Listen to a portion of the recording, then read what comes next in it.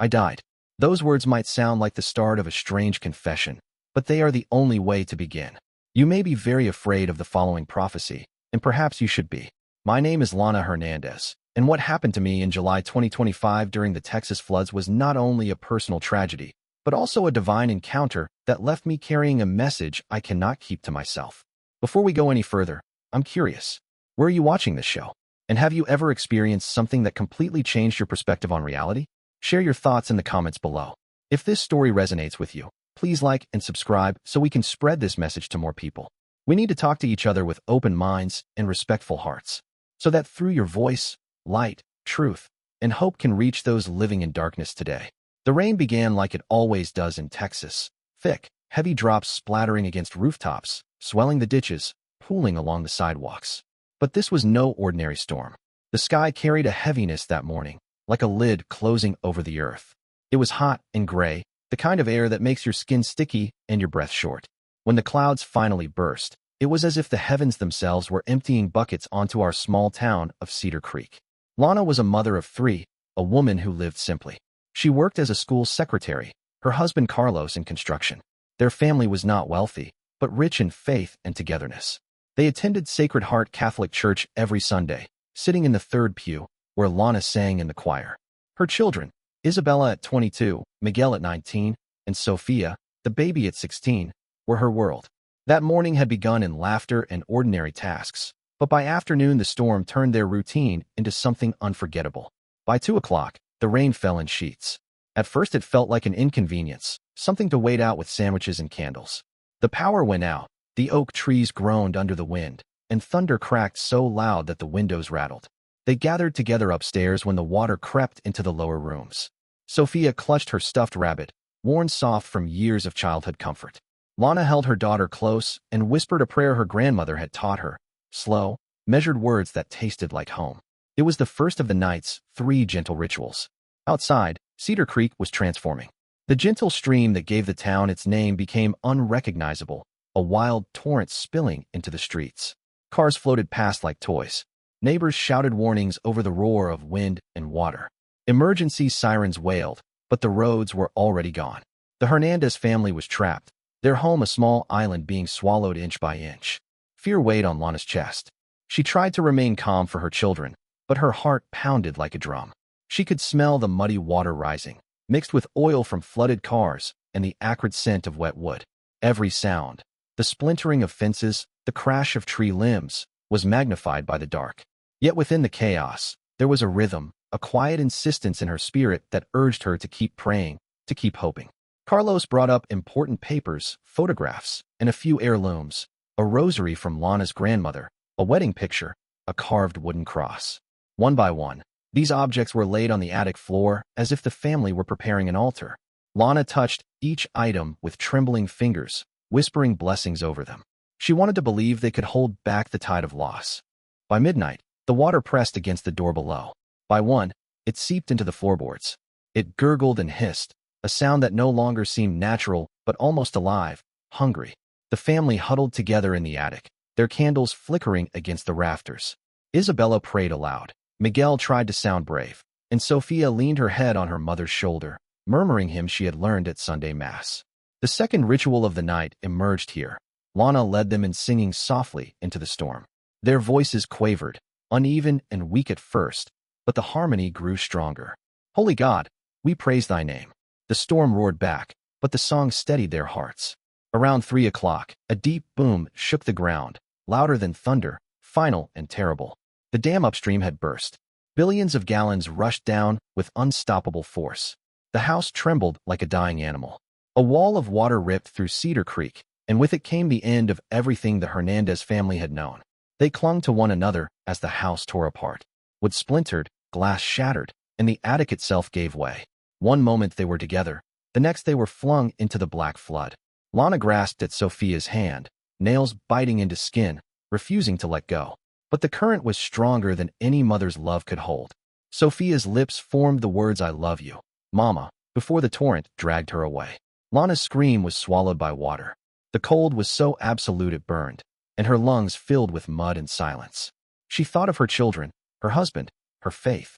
And then, in the suffocating blackness, She whispered her final prayer.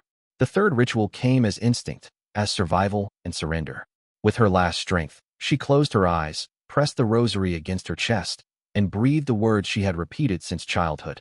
Into your hands, Lord, I commit my spirit. Then the world disappeared.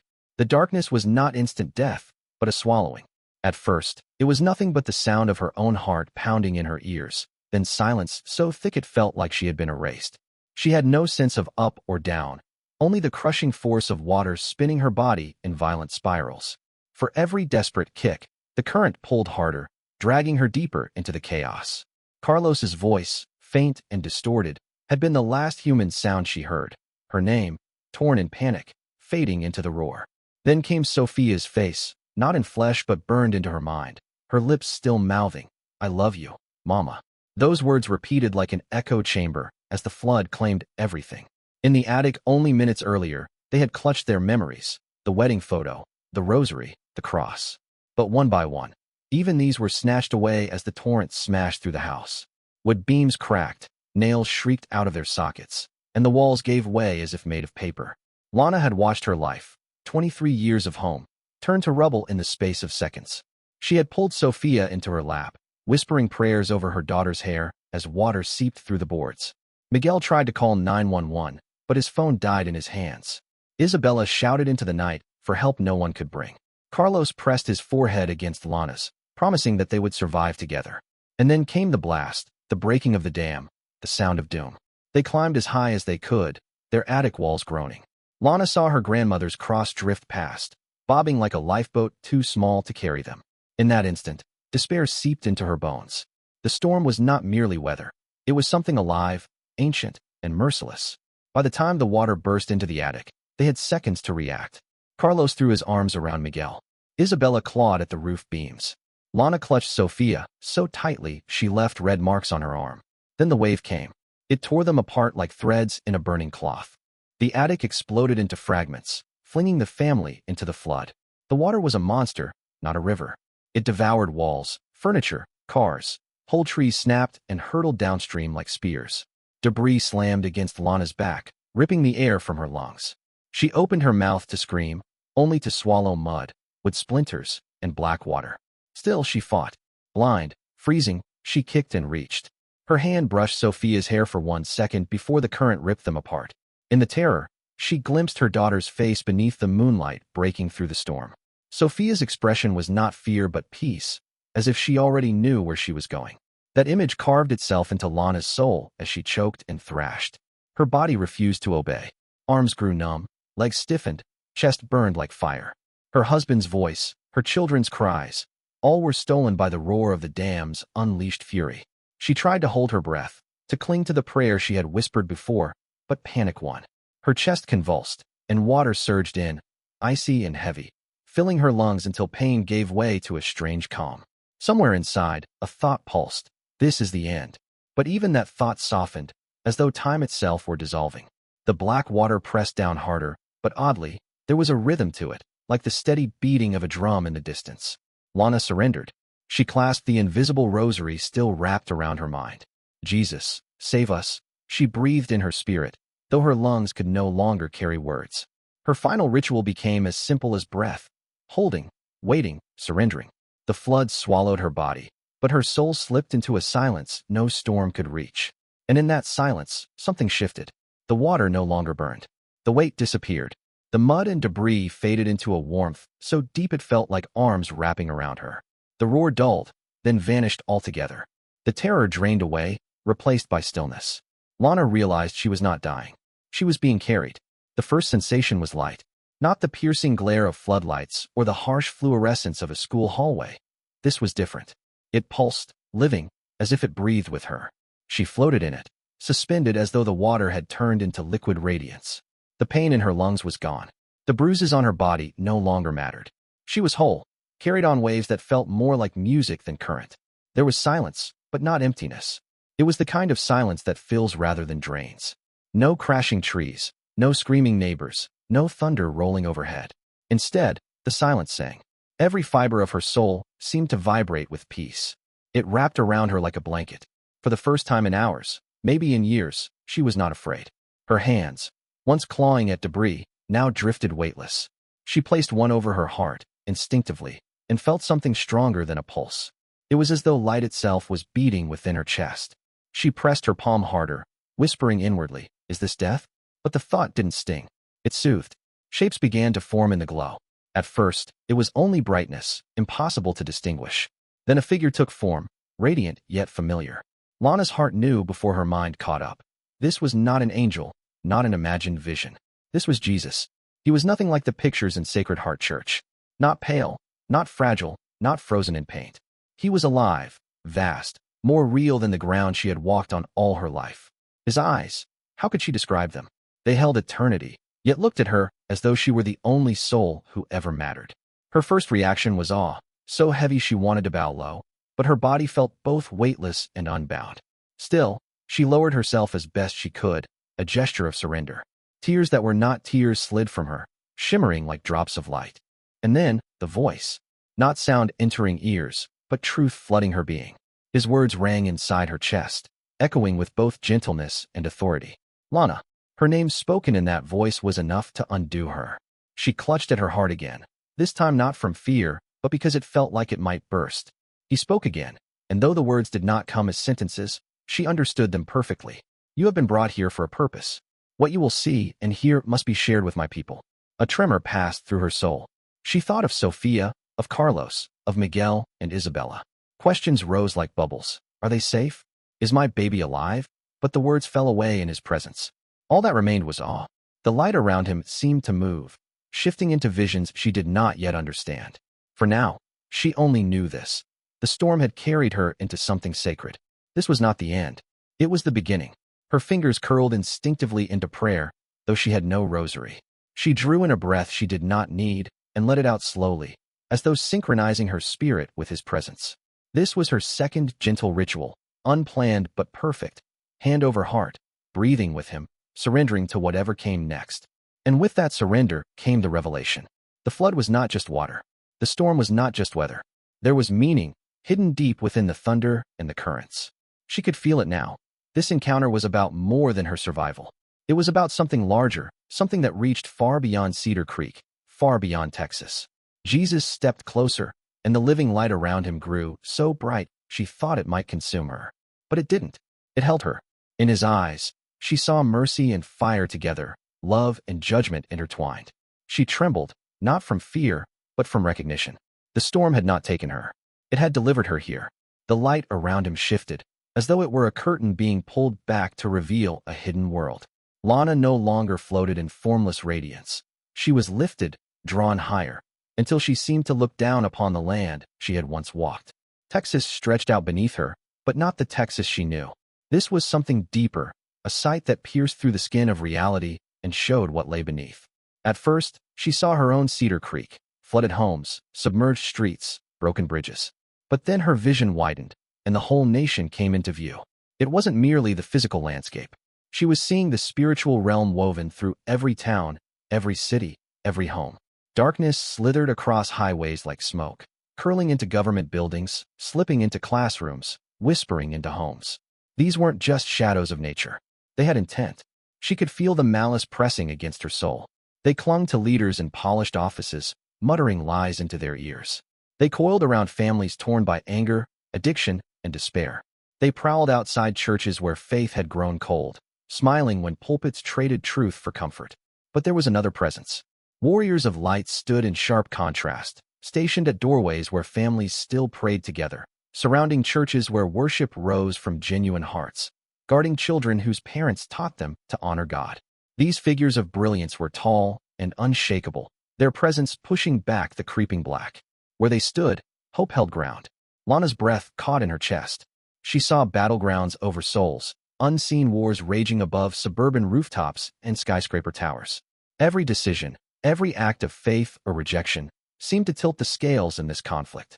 Her hands trembled, and she clasped them together, whispering under her breath even though Jesus was still near. It was instinct, the only response she knew. The ritual of prayer became her anchor, short, broken phrases rising into the brilliance around her. Jesus' voice filled her again, not spoken but poured straight into her heart. This storm is not only rain and floodwaters. It is a sign. It is a call. Your nation has forgotten its God, and the earth responds to the weight of that rebellion. The words settled heavy inside her. She had thought the flood was tragedy, nature's cruelty. But here, in the light, she understood, every storm carries more than clouds. This one carried a message. Her body trembled as she looked again at the visions unfolding. Politicians traded promises for power, their lips moving while shadows whispered at their ears. Pastors smiled over pulpits while angels turned away in grief, their words hollow of truth. Families sat at tables, each face glued to glowing screens, blind to the silent war raging in their living rooms. The darkness laughed. The light endured. Lana's heart pounded with shock. She wanted to scream for the people below, to shout warnings into the wind. But her voice could not reach them. Only her tears did, falling unseen, dripping like stars onto the vision of her homeland. She turned her face back toward Jesus, her eyes begging for understanding. His gaze did not waver. In him she saw both sorrow and power, grief for what had been lost, and a fierce determination to redeem what could still be saved. The silence between them was thick, but within it lay the weight of eternity.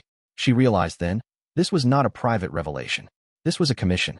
She was not shown these things to keep them hidden. She was being prepared to carry them back into a broken world. The awe inside her deepened into trembling. Her knees bent, her body bowing without thought. She pressed her forehead low, the way she had seen worshippers prostrate in reverence, her whole being shivering with the shock of what she had seen. This, too, became a ritual, her soul laid down like an offering on the floor of heaven's vision. And in that posture, she knew the truth. America was standing at a threshold, and the storm was only the beginning. The vision widened further, and Lana felt herself trembling as though her very bones could not bear the weight of what she was being shown. Jesus stood beside her, the living light still flowing from his presence, but his face was solemn now. His voice filled her, each word reverberating through her soul like thunder that carried sorrow. Your nation, he said, has chosen pride over humility, pleasure over purity, and self-worship over the worship of the Most High. The words pierced her, sharper than any storm winds. She saw them unfolding in front of her eyes, streets lit up with neon temptations, families crumbling under addictions, men and women chasing fleeting desires while children sat alone, hungering for love. The very foundations of moral order cracked beneath the weight of corruption. Yet even in his voice, there was no coldness, only grief. Jesus was not gloating over ruin. He was weeping. His tears fell like sparks of light, burning holes in the darkness below. Wherever they touched, families embraced again, hearts softened, churches reignited. But the tears were few, and the shadows many. Lana's heart sank. She wanted to argue, to insist that not everyone had turned away, that many still prayed, still hoped, still believed. And she did see them. Old women on their knees beside beds, fathers blessing their children before school, pastors quietly serving in unnoticed corners. Yet even they were outnumbered, surrounded by a world that had forgotten the God who had built its foundations. The storm, he continued, was not sent to destroy but to awaken. It is not punishment, it is mercy, a call to repentance before it is too late. Mercy, that word struck her deepest. She thought of the floodwaters, of Sophia's face disappearing into the current, of neighbors screaming for help. How could such devastation be mercy? And yet, she felt it, like a thread of truth tugging at her chest. The storm stripped away illusions. It exposed what people trusted in. It forced them to see that what they thought was secure could vanish overnight. She watched as the vision shifted again. Across America, homes lay in ruins.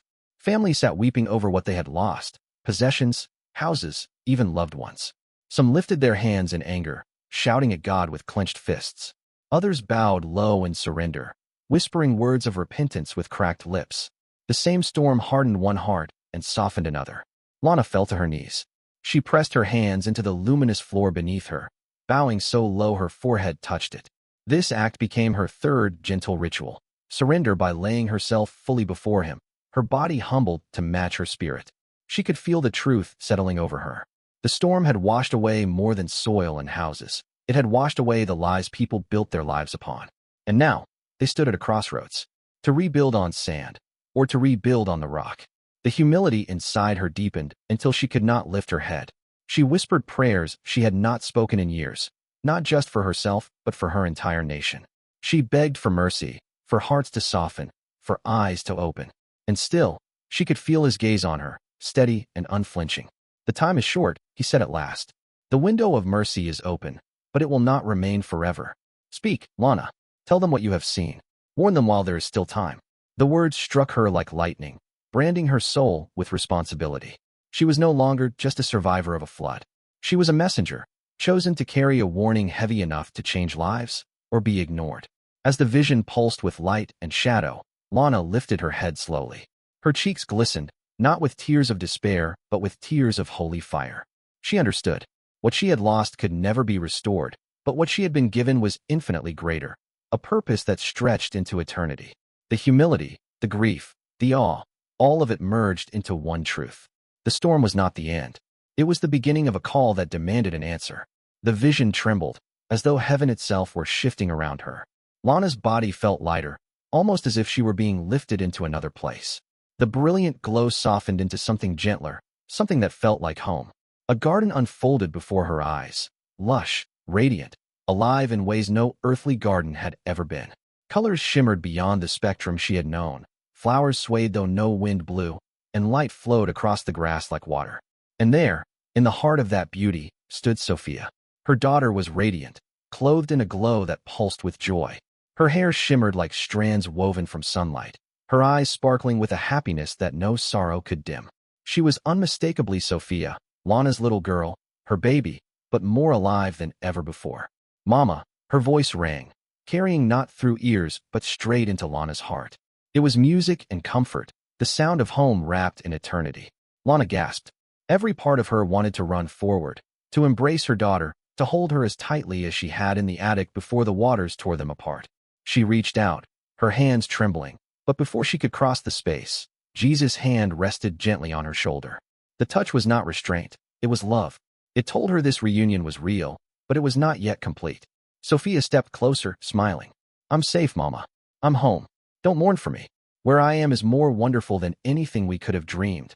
Lana wept, not with despair, but with a strange joy that hurt and healed at the same time. Her daughter was alive in a way beyond life, radiant in a place where sorrow had no voice. The grief that had torn her chest apart eased, replaced by a holy reassurance. Tell Papa, tell Miguel, tell Isabella, Sophia continued, her face glowing with love, that I'm waiting for them, but not yet. God has work for them to do, just like He has work for you, Mama. The words pressed deep into Lana's soul. She wanted to protest, to insist she stay here in this garden with her daughter forever. But in Sophia's eyes, she saw the truth. This was not the end of their story together. It was a pause, a separation that would one day be undone. Tears streamed down her cheeks, each drop carrying both ache and peace. They fell into the luminous grass and shimmered like jewels, as if heaven itself received them as offerings. Jesus' voice filled the garden, resonant and tender. The storm took your home, but it delivered your soul to this moment. You have seen my mercy, my grief, and my purpose. Now you must carry this message. What you say will not be easy, but it will be true. Sophia raised her hand, reaching as though to brush her mother's cheek. Lana could not feel the touch, but the love flowed from it like warm sunlight. Tell them, Mama. Tell everyone who will listen. God is not angry with His people. He is heartbroken for them. He weeps when they weep. He suffers when they suffer. But He also rejoices when even one heart returns to Him. The words were a balm and a burden all at once. Lana nodded, sobbing softly, her voice breaking into whispered prayer.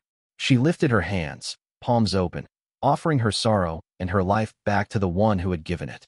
That act, unbidden and pure, became another ritual. Tears transformed into prayer, grief surrendered into purpose. She looked back at Sophia, who was smiling brighter now, her whole being shimmering with light. I love you, Mama, she said again. But this time her words carried no farewell. They carried promise. And then the garden began to fade. The light folded inward, the warmth pulling back, the vision dimming until only Jesus remained, His gaze steady, His eyes burning with both love and holy fire. You have work to do, He said, and time is short. The garden dissolved, Sophia's image lingering in her heart, branded forever. Lana's spirit trembled as the light began to pull her downward again, back toward the world she had thought she had left behind. Her mission was sealed. The brilliance receded, and with it the warmth of the garden. Lana felt herself sinking, as if being pulled through layers of silence, and then hurled back into sound, pain, and breath. Her chest convulsed. Her throat burned. Muddy water gushed out of her lungs as she coughed violently. Someone pressed down on her chest, steady, urgent compressions, and a man's voice shouted over the roar of helicopters circling overhead. "She's back. Keep going, she's breathing." The world was chaos. Floodwaters still rushed nearby, searchlights cut through mist, and the cries of survivors echoed in the gray dawn. She lay on the riverbank, soaked, shivering, and half in disbelief. Her body ached, her head pounded, but her spirit pulsed with a fire that the storm could not extinguish. She had been with Jesus. She had seen Sophia. As rescuers lifted her onto a stretcher, she whispered through cracked lips, "I've been with him." With Jesus. The paramedics exchanged uncertain glances, assuming trauma or delirium. But Lana knew. She knew more clearly than she had ever known anything in her life. At the emergency shelter set up in the high school gym, the air was thick with despair. Cots lined the floor, families wept, names were shouted desperately into the crowd. The scent of disinfectant mingled with wet clothes and flood-soaked belongings. Yet even here, amid devastation, Lana carried a strange calm. Her body trembled with exhaustion, but her soul burned with the memory of light. Every time she closed her eyes, she saw Sophia's radiant smile and heard Jesus' solemn words, "You must speak. Time is short." Hours later, Carlos found her. His clothes were ripped and muddy, his face drawn with grief and exhaustion. When their eyes met, she collapsed into his arms, sobbing into his shoulder. He whispered that Miguel had been found alive, injured but safe. Relief surged through her, only to be shattered by the silence that followed. Sophia had not survived. The confirmation was like a knife. Even though Lana had seen her daughter safe in the garden, hearing the words aloud tore her heart open again. She wept, clutching Carlos as if her grief could drown them both. But then, through the tears, she whispered, "She's safe, mi amor. I saw her. She's with him. She's home." Carlos pulled back, his eyes searching hers. At first, doubt lingered, but as she recounted every detail of her encounter, Jesus' presence, the vision of the nation, Sophia's words, his expression softened. He had known his wife for 25 years. He could tell when she was delirious, and this was not that. What she carried was too real, too vivid. Over the next few days, while Cedar Creek struggled through rubble and mud, Lana began to share her testimony. At first, it was only to those around her cot, neighbors who had lost homes, children, spouses. Mrs. Henderson, their elderly neighbor, listened with tear-filled eyes as Lana described the battle she had seen in the skies over America. "I felt it," the woman murmured. "The air's been heavier, the people angrier. I knew something was stirring."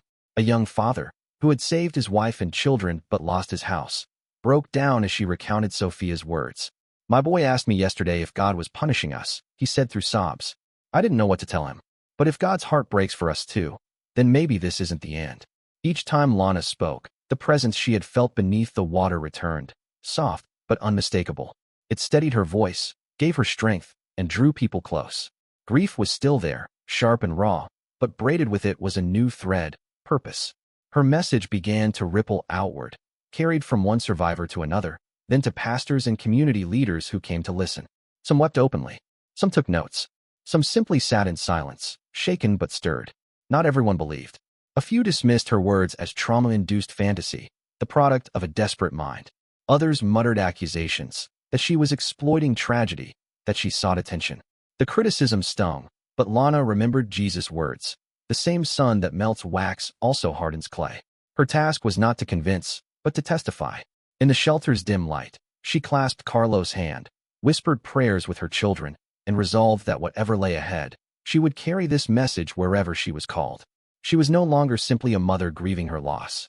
She was a witness, chosen to speak of what she had seen. And though the storm had broken her body and taken her home, it had given her a fire that no flood could drown. The shelter became the first stage of her mission, but it would not remain the last. Word traveled quickly through Cedar Creek. The woman who had drowned and come back was speaking about visions of Jesus, about warnings for America, about a daughter safe in heaven. Survivors whispered her name in lines for food. Pastors mentioned her story in sermons, and neighbors who had once known her only as the secretary at the local school now looked at her with awe. One evening, a joint prayer service was organized for the flood victims. The sanctuary was crowded, the pews filled with Catholics, Methodists, Baptists, and Pentecostals. People who rarely worshiped together now gathered in desperation. Lana stood at the front, trembling as she gripped the podium. She had only ever sung hymns from the choir loft. But now, every eye was on her. The microphone buzzed softly, and for a moment she nearly faltered. Then she felt it, the same presence that had filled the floodwaters with light, steadying her hands and loosening her tongue. She spoke, not with eloquence, but with fire. "I want to tell you about the last conversation I had with my daughter," she began. Murmurs swept through the room. Many had heard that Sophia had not survived. Not the last words in our attic. The last words I heard from her in the presence of Jesus himself. The silence was profound. Faces softened, tears spilled, shoulders shook as she described Sophia's radiant smile, her words of reassurance, her plea to tell the family and the world that God was not angry but heartbroken. She told them of the shadows and the warriors of light she had seen, of the storm as mercy, of Jesus' solemn charge, to warn the nation before it was too late. The air in the sanctuary thickened. Some bowed their heads in prayer, others lifted their hands. Hearts broke and healed in the same breath. But not all hearts were moved. Afterward, a few left early, muttering that grief had clouded her mind. One man approached her in anger, accusing her of spreading fear in a time when people needed comfort. A journalist wrote a piece suggesting her testimony was the byproduct of trauma and oxygen deprivation. The rejection hurt, sharp as glass. Lana cried in the quiet of the night, wondering if she was failing the task given to her. Yet in the middle of her tears, she remembered the words of Jesus. The same sun that melts wax also hardens clay. Not every ear would listen. Not every heart would soften. Her responsibility was not to persuade, but to bear witness. And so she did. She spoke in living rooms where families gathered by candlelight. She shared in school gymnasiums where survivors slept. She told her story to pastors who came, to volunteers passing out food, to children asking if God was punishing them. The more she spoke, the more she felt the urgency pressing against her chest. She could not remain silent. To do so would be disobedience. Her presence became a dividing line. For some, her testimony was a beacon of hope, proof that God still spoke, still cared, still reached into disasters with mercy. For others, it was a stumbling block, something they could not accept. Yet, even in the rejection, the Spirit's presence surrounded her, wrapping her like a shield. She remembered the flood and the songs they had sung in the attic. Now, in the wake of devastation, she sang again. Sometimes with others, sometimes alone. The hymns rose through ruined streets, a defiance against despair. Her perseverance became its own ritual. Each time she faced a new crowd, each time she lifted her trembling voice, she repeated the same prayer under her breath. "Not my words, Lord, yours." And slowly, what began as whispers in a small Texas town started to stir beyond its borders. Invitations began arriving in unexpected ways. At first, it was local pastors asking her to speak at prayer gatherings in neighboring towns. Then community leaders called, requesting she share her testimony at vigils for flood victims. Within weeks, word spread far beyond Cedar Creek. Journalists, curious and skeptical, asked for interviews. Churches from Houston and Dallas reached out. Before long, her name was being mentioned in places she had never set foot. Each time she stood before a new crowd, the weight of her mission pressed heavier. She was no longer just Lana Hernandez, school secretary, mother, choir singer. She was a witness of something greater, and the responsibility frightened her. Yet whenever she opened her mouth, the words flowed with a strength that was not her own. At a Houston church, a businessman in his 60s approached her after the service. His eyes were red with tears. "I've lived for money and status my whole life," he confessed, voice shaking. "But tonight I realized I've been spiritually drowning for years. I need to find solid ground." He fell to his knees right there in the aisle, and others followed, creating a ripple of repentance that swept the congregation. At a youth rally, a teenage girl with trembling hands clutched Lana's own. "I've been so angry at God for everything wrong in the world," she whispered. "But when you spoke about Sophia, I understood. He isn't the problem. He's the answer." The girl wept into Lana's arms, her anger dissolving into hope. Again and again, Lana witnessed the Spirit stirring hearts. People who had been hardened by pain softened. Families broken by bitterness began to reconcile. Whole congregations prayed with urgency, as though awakened from a long sleep. But not everyone responded with openness. In some places, Lana's words were met with folded arms, cold stares, and accusations. Some leaders warned that she was sowing fear. Others dismissed her as a grieving mother whose mind had fabricated comfort. Each rejection stung, but she remembered the vision, shadows recoiling from the light, angels guarding homes, Jesus declaring the storm to be mercy. She carried that image like a shield.